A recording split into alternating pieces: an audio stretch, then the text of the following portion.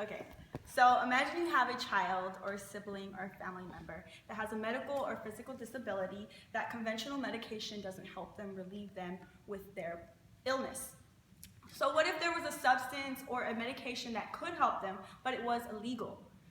And if this substance was able to help them, why then would it be illegal? So the purpose of my speech today is to inform you guys and persuade you guys on the legalization federally of marijuana and the reclassification of marijuana. Marijuana needs to be reclassified and federally legal so that family members and people who have physical or mental disabilities can have the access to it to help them relieve them of their pain. In order to understand why you should support the legalization of marijuana, you need to understand the need for marijuana and the problem with it. You need to understand the purpose and the plan, which is what the government should do, examples of how marijuana has affected many people's lives, and then understand what you can do as a community. So, marijuana has made a huge impact on the medical field. It has helped people who can't find relief from conventional medications, such as people with epilepsy, seizure, cancer, AIDS, multiple sclerosis, and much more. With the government labeling it illegal, federally illegal, and a Schedule I drug, meaning that it has no medical purpose and has high potential for abuse, it makes it really hard for people who find relief with that medication to get access to it. Labeling it Schedule I, the government argues that it's labeled that because it has THC, which is also known as tetrahydrocannabinol, which is the psychoactive substance in the drug. Cannabinol, which is CBD, the second largest component in marijuana, is found to help people with epilepsy and seizures have relief. So the funny thing is that marijuana is labeled with a Schedule I drug along with heroin, ecstasy, and LSD, while methamphetamine and cocaine are labeled as a Schedule II drug, meaning that it has some medical use and not as high potential of abuse. The government argues that THC is the reason why, but what they fail to see is what other states have already been advocating and pushing for. Colorado was one of the first states to legalize marijuana not only for medical use, but also for recreational use. The Denver Post, it's like a news article for Colorado, stated that the legalization of marijuana led to 101,000 people moving to Colorado, and that 40% of people who said they moved to Colorado for the legalization of marijuana said that the treatment worked. So while this may seem irrelevant to you if you don't use medical marijuana or if your state already has it legal, there are people that don't have access to this.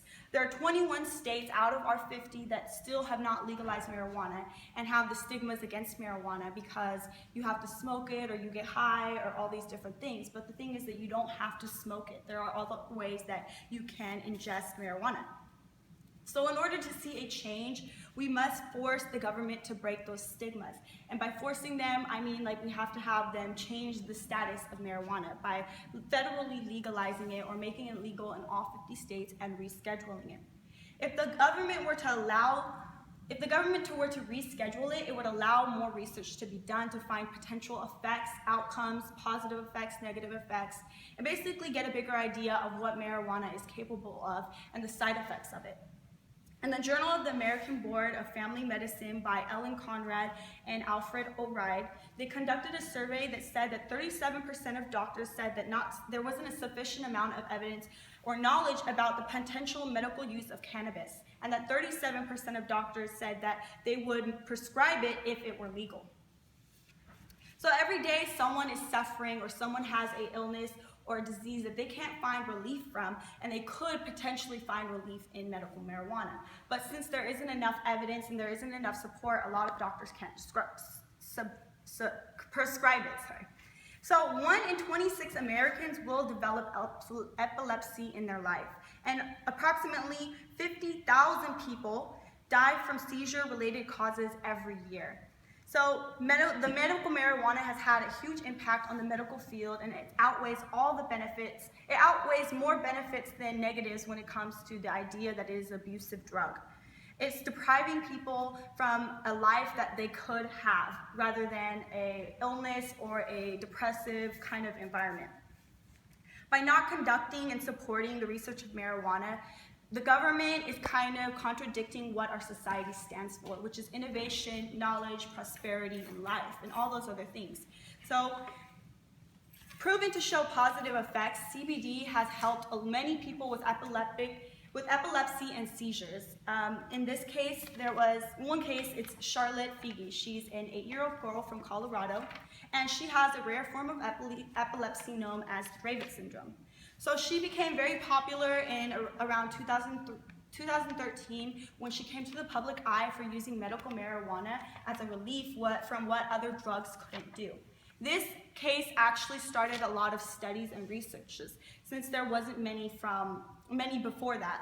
So this led to one of the biggest studies of medical marijuana and CBD that had 167 patients. And according to the Scientific American, it reduced seizures by an average of 36%.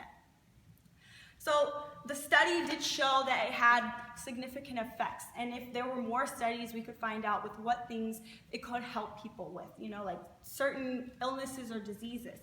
But since there aren't any studies, people have concerns, such as that CBD is an enzyme inhibitor, meaning that it can potentially make a drug stronger, and they're concerned that that's the reason why people are finding relief with CBD and marijuana.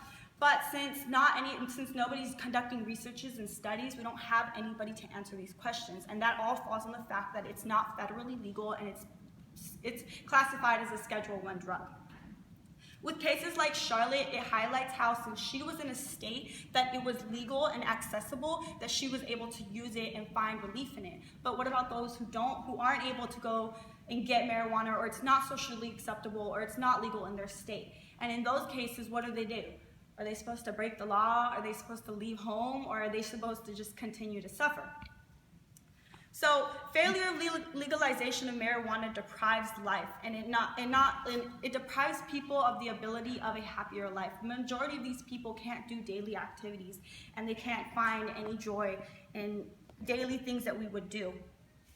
So in order to do something about it, we must take action as a community. So according to the Pew Research Community Center, it stated that millennials from 18 to 35 are twice as likely to support the legalization of marijuana.